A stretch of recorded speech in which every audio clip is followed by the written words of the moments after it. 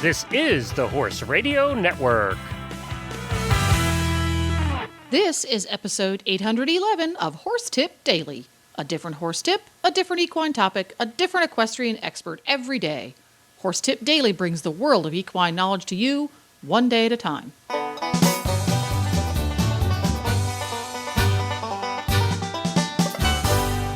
Greetings, horse people. Coach Jen here, and thanks for tuning in to Horse Tip Daily.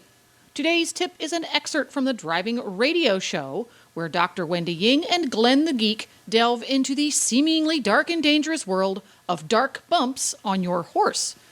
And we'll get right to our tip after this important message from Fleeceworks.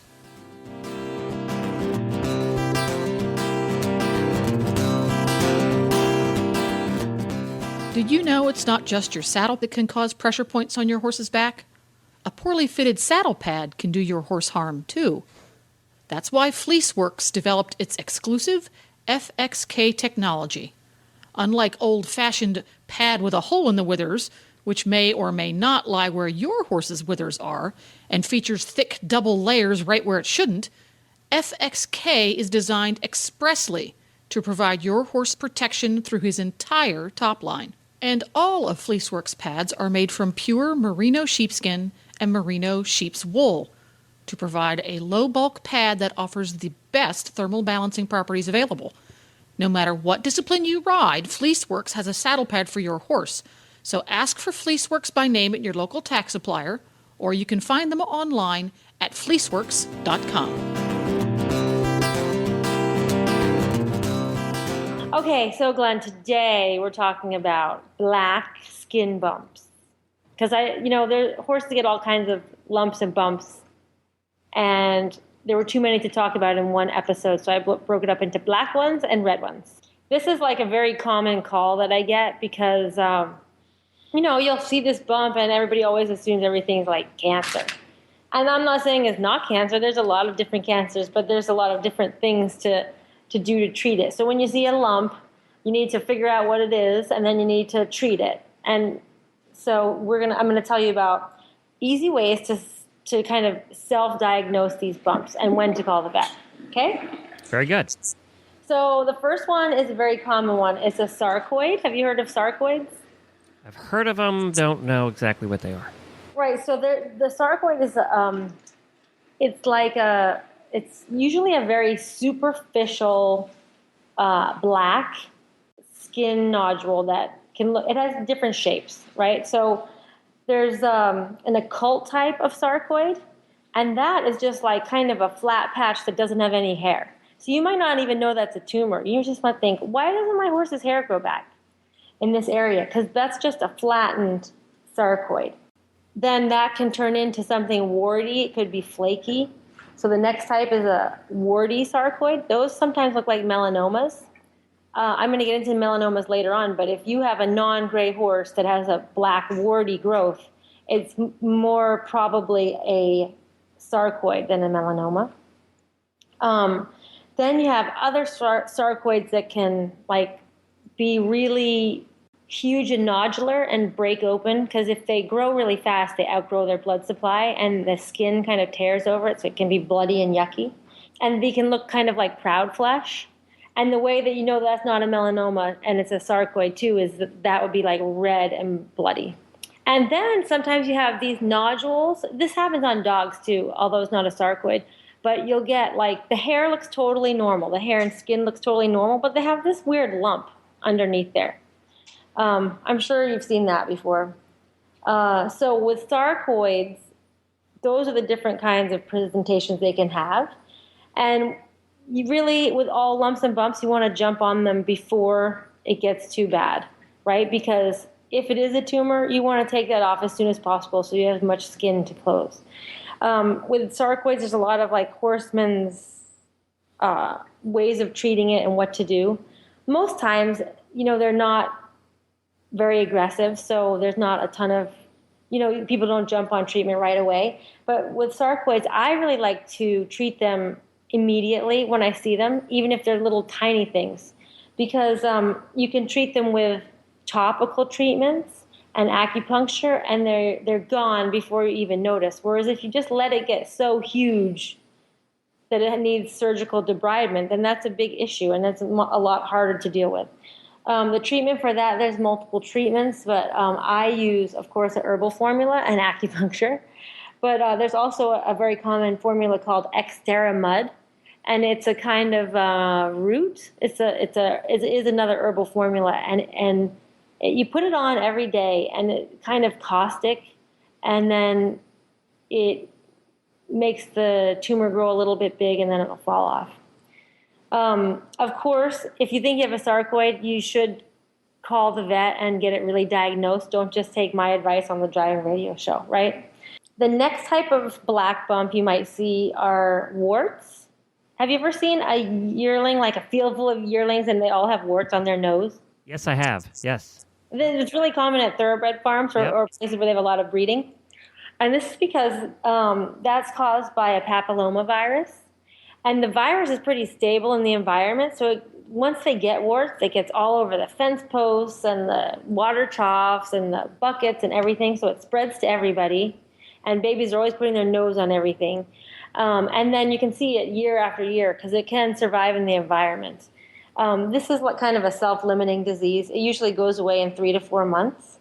But you really don't want to spread that around. Like, you don't want to be a fomite, so don't touch that and then go touch other babies. It's really not good to take them to shows when they're shedding warts because it's spread by contact. So to make it go away faster, you could try an herbal formula like stasis breaker, which is what I use on that you can give it orally and you can use it topically. And you know what I forgot to tell you about the sarcoids? That is also from a papillomavirus, and that's from a cattle papillomavirus. So you see it a lot, like when in the summertime when you have flies that bite the cows and then land on your horse and bite your horse. And that's how they get those tumors. I know we've had babies that have had them before. Yeah, and it makes sense that this virus is going to cause a tumor, right? Because the virus kind of integrates into the cell and takes over the cell. And then the cell loses its growth control.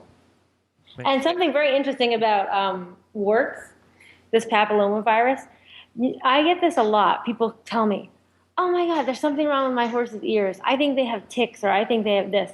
Have you ever seen the inside of horses' ears where they get white plaques? They're just flat and white. Yep. And that is also from this same papillomavirus.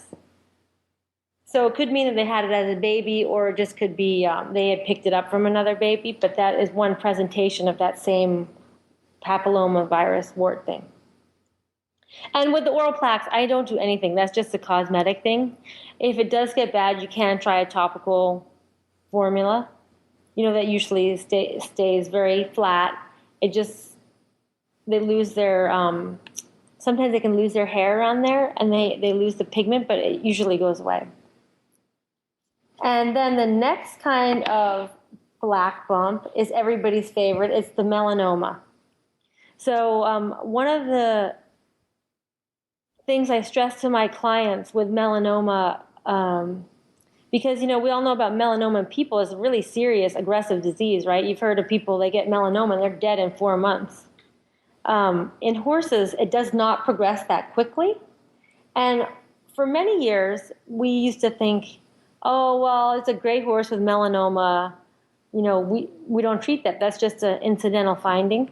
But they do continually grow, and they can metastasize. They can grow in the guttural pouch. And just because of their bulk, they can affect structures in the guttural pouch. They can affect the breathing. They can, you see them a lot on gray horses under their tail and on their anus or vulva. So that can be, you know, just the size of them can make it hard for them to poop. And also with mares, they can become really dirty in their uterus because they don't have a good closing. So they, you know, you'd have less fertility in a broodmare. So the theory is now that you should really jump on melanomas aggressively, either that be by surgery or by acupuncture and herbal treatments. But it's kind of like what we do with sarcoids now is treat them now when you have a little tumor and it's easy to close. Some people used to think that if you took off melanomas you would increase their growth rate. And, that has not been proven or disproven, but my opinion is I would just be aggressive and take the melanoma off as soon as possible.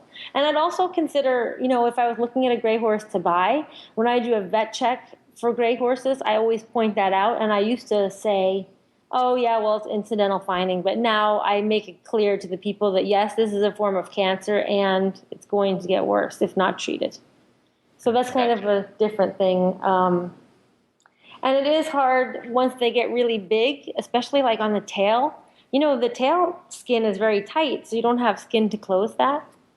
So if you're taking off a big tumor somewhere, it's hard to get the edges, all the borders.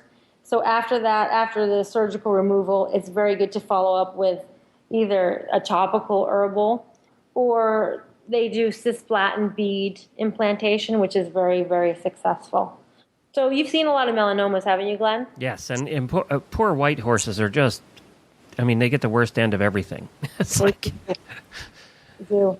And, what's interesting about melanomas is most commonly we see them in the tail and the anus.